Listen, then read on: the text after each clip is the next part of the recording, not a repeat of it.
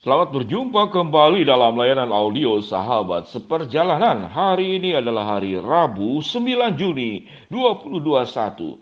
Tema renungan dan saat teduh kita dengan judul Merubah Tanduk Jadi Tunduk. Merubah tanduk menjadi tunduk. Firman Tuhan terambil dalam Yeremia 11 ayat yang ke-20. Demikian bunyi firman Allah. Tetapi Tuhan semesta alam yang menghakimi dengan adil, yang menguji batin dan hati. Biarlah aku melihat pembalasanmu terhadap mereka, sebab kepadamulah kuserahkan perkaraku. Mari kita berdoa. Bapa yang di dalam sorga, ya Tuhan, hambamu berdoa dan untuk semua sahabat seperjalanan tatkala menghadapi berbagai macam tandukan dalam kehidupan ini, ketidakadilan di dalam kehidupan ini, dan perlakuan sewenang-wenang dan semena-mena yang terjadi kepada setiap kami masing-masing, agar kami sungguh tahu bagaimana menyikapinya dengan benar, sebagaimana yang dikatakan dalam Yeremia 11 ayat yang ke-20. Di dalam nama Tuhan Yesus kami berdoa, amin. Shalom sahabat seperjalanan yang dikasihi Tuhan. Merubah tanduk jadi tunduk. Manusia ini cukup menarik, tidak punya tanduk tapi saling menanduk satu dengan yang lain. Kalau kita melihat saudara kambing atau binatang-binatang yang ada tanduk seperti rusa, atau kemudian yang punya culak seperti badak, mereka bertarung satu dengan yang lain, atau sapi yang memang rancangan kepalanya memiliki kekerasan tulang yang luar biasa, dan nalurinya memang seperti demikian. Namun mengapa manusia yang tidak punya tanduk lalu saling menanduk satu dengan yang lain, saling ingin menghancurkan? Manusia mungkin tatkala belum punya makanan, lalu dia akan berkata, saya akan makan apa besok.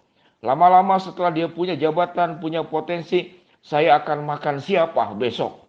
Sahabat seperjalanan yang dikasih Tuhan, waktu mau makan apa, itu hal yang sangat lumrah, manusia berjuang untuk makanan. Namun tatkala manusia mengatakan saya harus makan siapa besok, ini berarti sudah haus darah, ingin saling menghancurkan, ingin saling melenyapkan. Demi kepentingannya, demi kekuasaannya, demi pengaruhnya, atau demi ambisinya. Manusia bisa saling menanduk satu dengan yang lain. Sehingga yang punya posisi, yang punya kekuatan, yang punya jabatan, yang punya katakanlah kekuatan dana, mereka dengan sangat mudah menekan satu dengan yang lain. Sahabat seperjalanan, kalau kita mengalami pengalaman-pengalaman seperti demikian oleh siapapun juga. Saya mengalami pengalaman tersebut tatkala saya menjadi seorang mahasiswa. Saya tidak usah sebutkan di mana. Dan saya merasakan mengalami tekanan daripada dosen yang membimbing saya dan tidak punya kesanggupan apa-apa karena masih mahasiswa. Maka tugasnya adalah taat. Sewaktu di sekolah juga sama.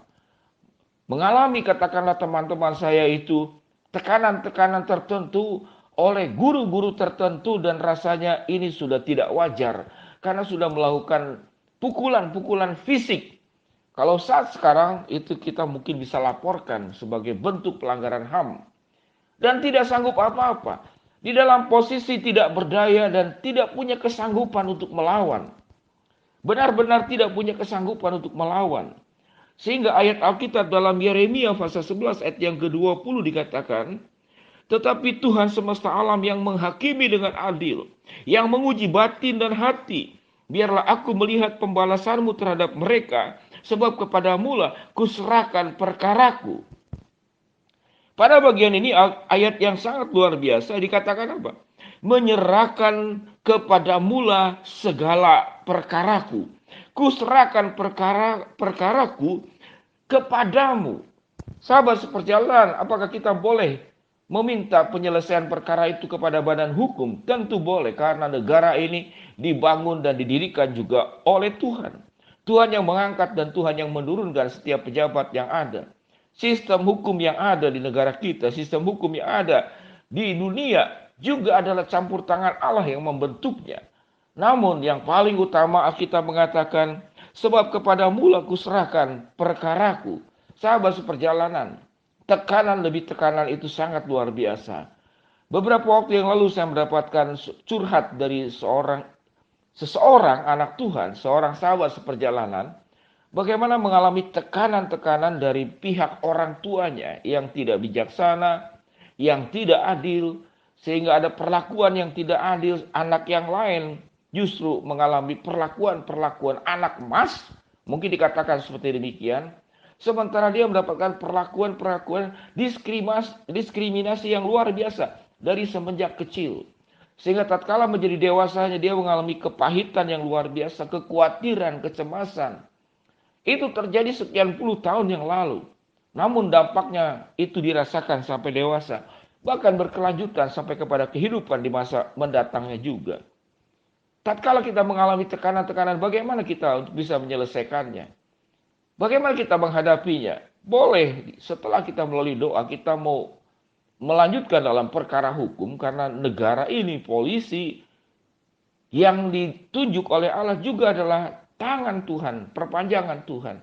Namun jikalau engkau ingin menyerahkan itu, segala perkara itu kuserahkan kepadamu, sebagaimana Yeremia 11 ayat ke-20, maka itu sah-sah saja. Mengapa demikian? Karena firman Tuhan berkata, tetapi Tuhan semesta alam yang menghakimi dengan adil, yang menguji batin dan hati. Artinya, tidak ada seorang pun di dalam dunia ini yang niatan-niatan di dalam hatinya, yang niatan-niatan di dalam batinnya, itu lepas daripada pengawasan Tuhan.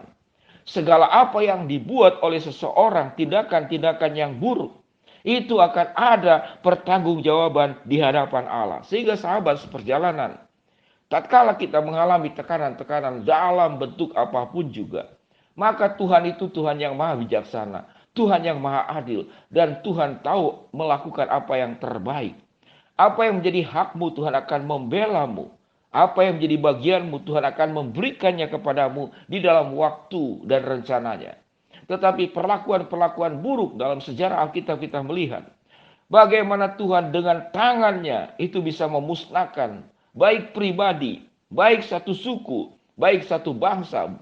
Kita lihat Sodom dan Gomora.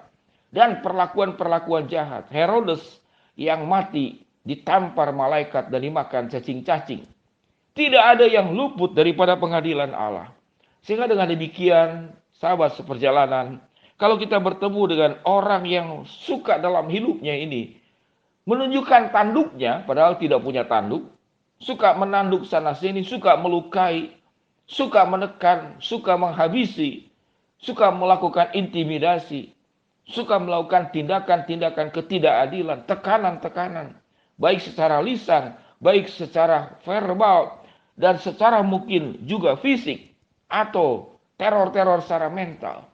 Di atas segala perbuatan-perbuatannya manusia yang merasa diri lebih tinggi dari yang lain, ada Allah yang lebih tinggi di atas segala-galanya. Dan Allah adalah Allah hakim yang adil, yang dikatakan Tuhan semesta alam yang menghakimi dengan adil, yang menguji batin dan hati. Biarlah aku melihat pembalasanmu terhadap mereka Tuhan, sebab kepadamulah kuserahkan perkaraku. Sahabat seperjalanan, kalau kita menjadi korban daripada tandukan orang lain, percayalah Tuhan yang akan membela dan menolongmu. Tetapi jangan sampai kita justru yang menjadi pelakunya. Kitalah yang menjadi pelaku yang menanduk sana sini.